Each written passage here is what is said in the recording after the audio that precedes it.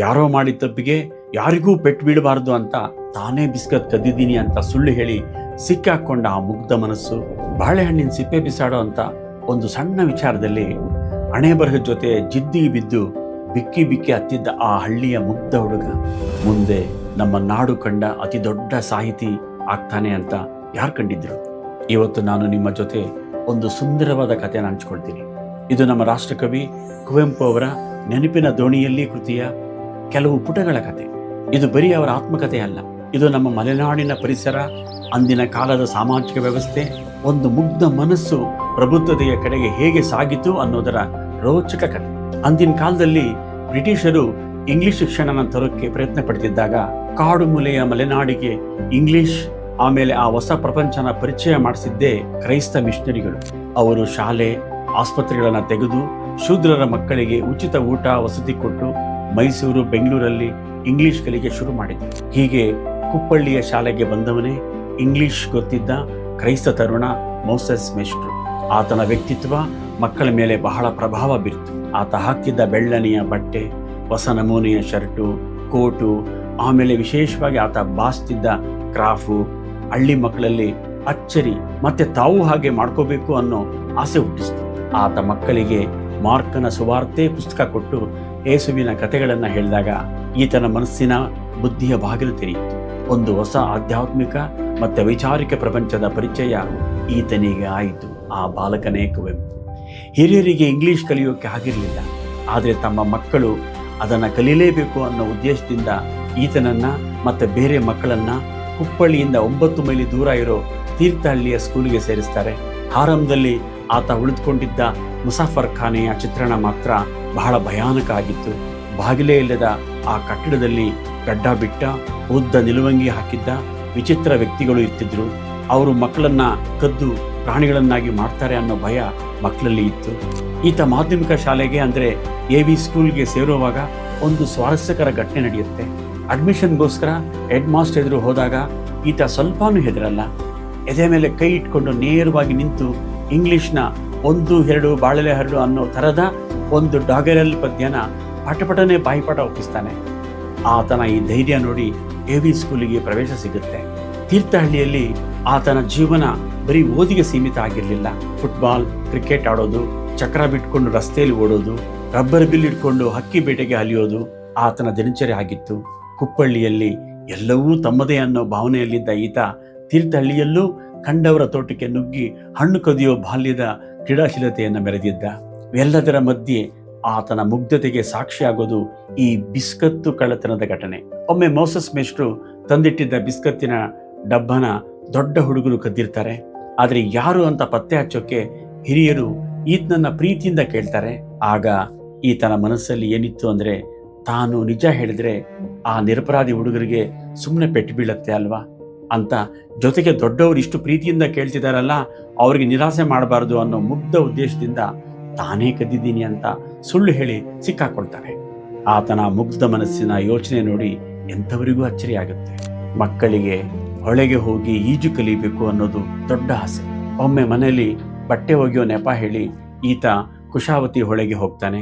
ಬಟ್ಟೆ ಒಗೆಯೋಕ್ಕೆ ಸಾಬೂನು ತರೋಕ್ಕೆ ಅಂತ ಕೊಟ್ಟ 3 ಕಾಸಿನಲ್ಲಿ ಒಬ್ಬ ಗೆಳೆಯ ಕಡಲೆಕಾಯಿ ತಿಂದು ಬಂದು ನಿರಾಸೆ ಮಾಡ್ತಾನೆ. ಕೊನೆಗೆ ಬಟ್ಟೆನ ಸುಮ್ಮನೆ ನೀರಲ್ಲಿ ಅದ್ದಿ ಬಂಡೆಗೆ ಬಡಿದು ಬೇಗನೆ ಒಣಗೋಕೆ ಹಾಕಿ ನೀರಲ್ಲಿ ಮುಳುಗಿ ಈಜು ಕಲಿಯೋ ಭರದಲ್ಲಿ ಮೂಗಿಗೆ ನೀರು ಹೋಗಿ ಕೆಮ್ಮಿ ಸುಧಾರಿಸ್ಕೊಂಡದ್ದು ಒಂದು ಸ್ವಾರಸ್ಯಕರ ನೆನಪು.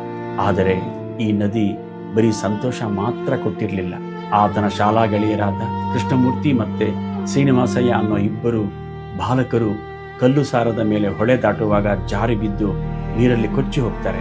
ಈ ಘಟನೆ ಆತನ ಎಳೆಯ ಮನಸ್ಸಿನ ಮೇಲೆ ಸಾವಿನ ಭೀತಿ ಮತ್ತೆ ಜೀವನದ ನಶ್ವರತೆಯ ಗಾಢ ಪ್ರಭಾವ ಬೀರುತ್ತೆ. ಇದೇ ಕಾಲದಲ್ಲಿ ಪ್ರಪಂಚದ ಮೊದಲನೇ ಮಹಾಯುದ್ಧ ನಡೀತಿತ್ತು. ಆದರೆ ಅದು ವಿದ್ಯಾರ್ಥಿಗಳಿಗೆ ಬರೀ ಆಟದ ವಸ್ತು. ಗೋಲಿ ಆಡುವಾಗ ಬಲವಾಗಿ ಹೊಡೆದ್ರೆ ಬಿದ್ದ ಜರ್ಮನ್ ಹೊಡೆತ ಅಂತ ಕೇಕೆ ಹಾಕ್ತಿದ್ರು.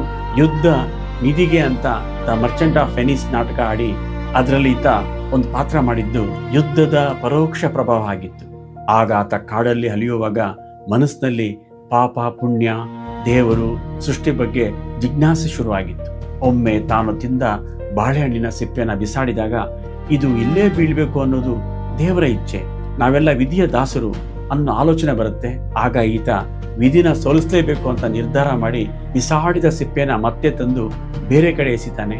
ಆದರೆ ನೀನ್ ಮತ್ತೆ ತಂದು ಇಲ್ಲೇ ಎಸಿಬೇಕು ಅನ್ನೋದು ಕೂಡ ವಿಧಿಯ ಇಚ್ಛೆನೇ ಆಗಿತ್ತು ಅಂತ ಮನಸ್ಸು ಮುದುರಿಸಿದಾಗ ವಿಧಿಯ ಆಟದ ಮುಂದೆ ತನ್ನ ಅಸಹಾಯಕತೆ ನೆನೆದು ಆತ ಬಿಕ್ಕಿ ಬಿಕ್ಕಿ ಅಳ್ತಾನೆ. ಇದು ಆತನ ತಾತ್ವಿಕ ಚಿಂತನೆ ಶುರುವಾದ ಪರಿಯನ್ನ ತೋರಿಸುತ್ತೆ. ಇದೆಲ್ಲದರ ಮಧ್ಯೆ ಮಕ್ಕಳ ಸಾಹಸ ಕೂಡ ಕಮ್ಮಿ ಇರಲಿಲ್ಲ. ಒಮ್ಮೆ ಬಂಗಲೆಯ ಬಯಲಿಗೆ 2 ದೊಡ್ಡ ಕೆರೆ ಹಾವುಗಳು ಬರ್ತವೆ. ಪೇಟೆಯ ಮಕ್ಕಳೆಲ್ಲ ಅದನ್ನು ನೋಡಿ ಓಡಿ ಹೋದ್ರೆ ಈತ ಮತ್ತು ಈತನ ಹಳ್ಳಿ ಗೆಳೆಯರು ಸೇರಿ ಕಲ್ಲುಗಳಿಂದ ಹೊಡೆದು ಆ ಹಾವುಗಳನ್ನ ಓಡಿಸ್ತಾರೆ. ಆದರೆ ಅದಕ್ಕಾಗಿ ಉಪಾಧ್ಯಾಯರಾದ ರಾಘವಾಚಾರ್ಯರಿಂದ ಮರುದಿನ ಬೆತ್ತದ ಏಟು ತಿನ್ಬೇಕಾಗುತ್ತೆ. ಸಾಹುಕಾರಿಕೆ ಮಾಡೋಕ್ಕೆ ಅಂತ ಕುಪ್ಪಳ್ಳಿ ರಾಮಣ್ಣಗೌಡರು ಮದ್ರಾಸಿಗೆ ಅಡಿಕೆ ತಗೊಂಡು ಹೋದಾಗ ಜರ್ಮನಿಯ ಎಮ್ಡನ್ ಯುದ್ಧ ನೌಕೆ ದಾಳಿ ಮಾಡುತ್ತೆ. ಇದರಿಂದ ಅಡಿಕೆ ವ್ಯಾಪಾರದಲ್ಲಿ ಕುಪ್ಪಳ್ಳಿ ಮನೆತನಕ್ಕೆ ಬಹಳ ನಷ್ಟ ಆಗುತ್ತೆ. ಈ ನಷ್ಟದಿಂದ ಮನೆಯ ಯಜಮಾನ ಆಗಿದ್ದ ಕುವೆಂಪು ಅವರ ತಂದೆ ವೆಂಕಟಪ್ಪ ಗೌಡರಿಗೆ ಆರ್ಥಿಕ ಮುಗ್ಗಟ್ಟು ಎದುರಾಗುತ್ತೆ. ಆಗ ಆತ ಮನಸ್ತಾಪದಿಂದ ಮನೆ ಬಿಟ್ಟು ತೀರ್ಥಹಳ್ಳಿಗೆ ಬಂದು ಮಗನ ಓದಿಗಾಗಿ ಹೋಟೆಲ್ ನಡೆಸೋಕೆ ಶುರು ಮಾಡ್ತಾರೆ. ಆದರೆ ಅಲ್ಲಿ ಅವರಿಗೆ ತೀವ್ರ ಜ್ವರ ಬಂದು ಹಾಸಿಗೆ ಹಿಡಿತಾರೆ. ಪ್ರಜ್ಞೆ ತಪ್ಪಿ ಮಲಗಿದ್ದ ಆತ ಸಾಯೋ ಮುನ್ನ ಈತನನ್ನು ನೋಡಿ ಬಹಳ ಸಂತೋಷದಿಂದ ನಗ್ತಾರೆ. ಆ ನಗು ಈತನ ಅಂದ್ರೆ ಕುವೆಂಪು ಅವರ ಭವಿಷ್ಯದ ದರ್ಶನ ಆಗಿತ್ತೇನೋ ಅನ್ಸತ್ತೆ. ತಂದೆಯ ಸಾವು ಈತನನ್ನು ಅನಾಥ ಮಾಡ್ತು, ಜೊತೆಗೆ ತಾಯಿನ ಶಾಶ್ವತ ದುಃಖಕ್ಕೆ ದೂಡ್ತು. ಇನ್ನು ಆ ಕಾಲದ ಜಾತೀಯತೆ ಬಗ್ಗೆ ಹೇಳಬೇಕು ಅಂದ್ರೆ ಇಂಗ್ಲಿಷ್ ಶಿಕ್ಷಕ ರಾಮರಾಯರು ವಿದ್ಯಾರ್ಥಿಗಳು ಹಣೆಗೆ ನಾಮ ಇಟ್ಕೊಂಡೇ ಬರಬೇಕು ಅಂತ ಕಡ್ಡಾಯ ಮಾಡಿದ್ರು. ಈತ ಬೇರೆ ಗೆಳೆಯರ ಹಣೆಗೆ ತನ್ನ ಹಣೆ ಒತ್ತಿ ನಾಮ ಮೂಡಿಸ್ಕೊಳ್ತಿದ್ದ. ಒಮ್ಮೆ ಹೀಗೆ ನಾಮ ಒತ್ತಿಸ್ಕೊಳ್ಳೋಕೆ ಹೋದಾಗ ಬ್ರಾಹ್ಮಣ ಹುಡುಗನೊಬ್ಬ ಈತನನ್ನ ಶೂದ್ರ ಅಂತ ನಿಂದಿಸ್ತಾನೆ. ಆಗ ಈತ ಸಿಟ್ಟಿನಿಂದ ಉಗುಳಿ ಜಾತಿ ಕೆಡಿಸ್ತೀನಿ ಅಂತ ಬೆದರಿಸಿದ್ದಕ್ಕೆ ಆತನ ಹೆಸರನ್ನ ಕೆಡಿ ರಿಜಿಸ್ಟರ್ಗೆ ಸೇರಿಸ್ತಾರೆ. ಇದೇ ತರದ ಕಹಿ ಅನುಭವ ಆತನಿಗೆ ಸಂಸ್ಕೃತ ಕ್ಲಾಸಲ್ಲೂ ಆಗುತ್ತೆ. ಬಹಳ ಉತ್ಸಾಹದಿಂದ ಸಂಸ್ಕೃತ ಕಲಿಯೋಕೆ ಹೋದಾಗ ಪಂಡಿತರು ಈತನನ್ನ ಜಿಗುಪ್ಸೆಯಿಂದ ನೋಡ್ತಾರೆ. ಜೊತೆಗೆ ಶೂದ್ರರಿಗೆ ಸಂಸ್ಕೃತ ಯಾಕೆ ಅಂತ ಗೆಳೆಯರು ಅಂಗಿಸ್ತಾರೆ. ಅಮರಕೋಶದ ಕಠಿಣ ಶ್ಲೋಕಗಳನ್ನ ಸರಿಯಾಗಿ ಉಚ್ಚರಿಸಕ್ಕೆ ಆಗದೆ ಮೇಷ್ಟಿಯಿಂದ ಹೇಟ್ ತಿಂದಾಗ ಈತ ಅವಮಾನದಿಂದ ರೋಸಿ ಹೋಗಿ ಸಂಸ್ಕೃತಕ್ಕೆ ಬೈಕೊಂಡು ಮತ್ತೆ ಕನ್ನಡ ಕ್ಲಾಸ್ಗೆ ವಾಪಸ್ ಬರ್ತಾನೆ. ಹೀಗೆ ಈ ನೆನಪಿನ ದೋಣಿಯಲ್ಲಿ ಕೃತಿ ಬರೀ ನೆನಪುಗಳ ಗಂಟು ಆಗದೆ ಒಂದು ಸಣ್ಣ ಹಳ್ಳಿಯ ಪ್ರತಿಭೆಯೊಂದು ಸಾಮಾಜಿಕ, ಕೌಟುಂಬಿಕ ಹಾಗೆ ಶೈಕ್ಷಣಿಕ ಒಳತೋಟಿಗಳನ್ನೆಲ್ಲ ಮೀರಿ ಬೆಳೆದ ಬಗೆಯನ್ನ ನಮ್ಮ ಕಣ್ಣ ಮುಂದೆ ಅತ್ಯಂತ ರೋಚಕವಾಗಿ ತಂದಿಡುತ್ತೆ.